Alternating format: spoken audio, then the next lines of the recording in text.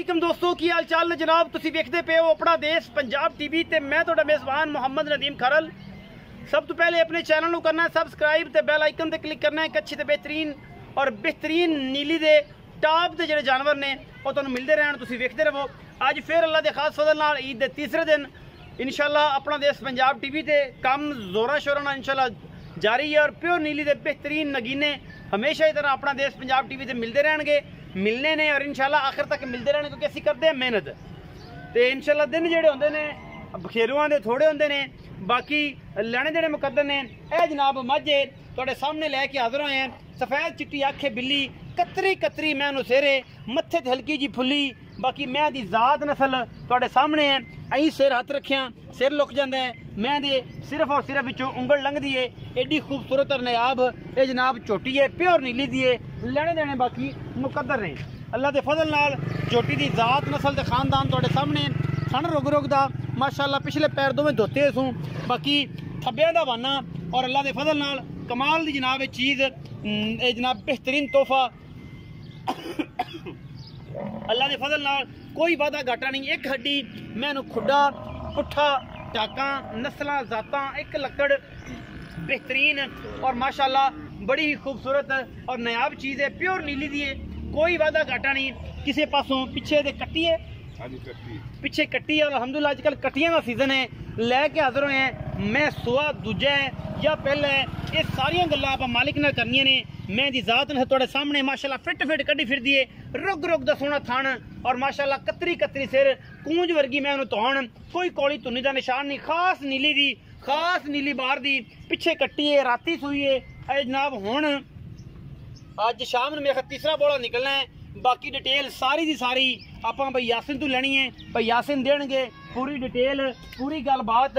जोटी दी नस्ल जात माशाअल्लाह खुडियां तो इस तो लैके पुट्ठियां तक हड्डियां टाकां वक्खी, यह सिर्फ और सिर्फ 4 उंगल की वक्खी है।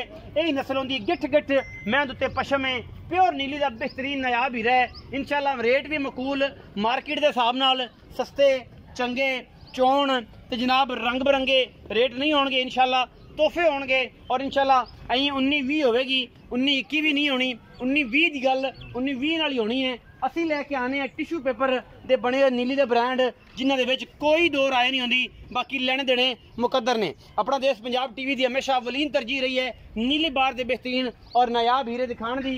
बड़े दिनों तो बाद भाई यासिन दे कोल आए हैं और भाई यासिन तुहानूं पता है बड़ा पुराना बेली है, साडा वीर है, मई चंगियां लियांदा रहे और चंगी चंगी मझ इहदे कोल हमेशा मिलती रही है।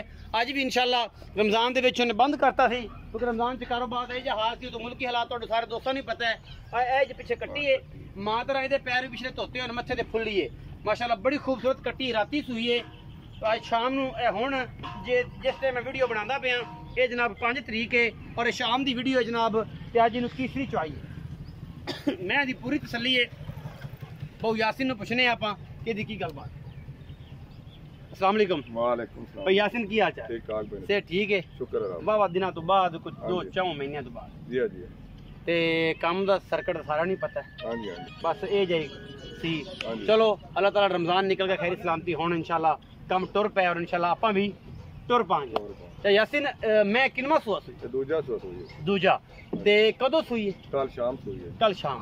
आज तीसरी चुआई। हां तीसरी चुआई होना। तीसरी चुआई होना। हां जी। ते मगर कट्टी सु कट्टी है। मैं दा वादा घाटा किसी पासों कोई फाल्ट? कोई फाल्ट ही नहीं, हर चीज की अपनी गारंटी। बिल्कुल। जो आप असमा के इस टाइम बोल दी किन्नी की गल आप सुना सकने हैं, कोई दोस्त पूछे तो बोला कितना को बच्चे ने छाड़ दे टाइम दा 8 किलो है, आपा ना 10 दसिए ना 5 दसिए, जेड़ा हाजिर मौके बोला त्रिया बोला है। हां इंदा 4 किलो बोल नहीं, मतलब दो टाइम दा 10 किलो है। 8 किलो पक्का। 8 किलो हां दो टाइम दे विच बच्चे निचोड़ कर दे। हां जी निचोड़ कर 10 किलो होएगा। हां जी बोल 8 टाइम 10 हो जाएगा निचोड़ करके।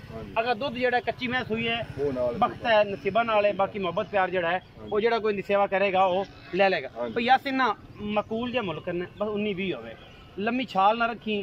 बड़े दिन बाद स्टार्ट करते पे अल्लाह तुझे तो मंगी कर रब इज्जत रख लवे, मैं विक जाए तो रोजी नाल ही गल है ना जी, जेड़ी भी रब रोजी दे जो नसीब विचों मिल जाना। ठीक है, ये तुहानूं पता बस पक्की जी गल सुनानी है कि जिहदे विच आपां आखिए तुसीं भी आखो यार बस मजा आ गया तो रोजी आई तो आपां काम चला। मोल तो 4 लाख करना, बाकी मैं आप 3,40,000 दी।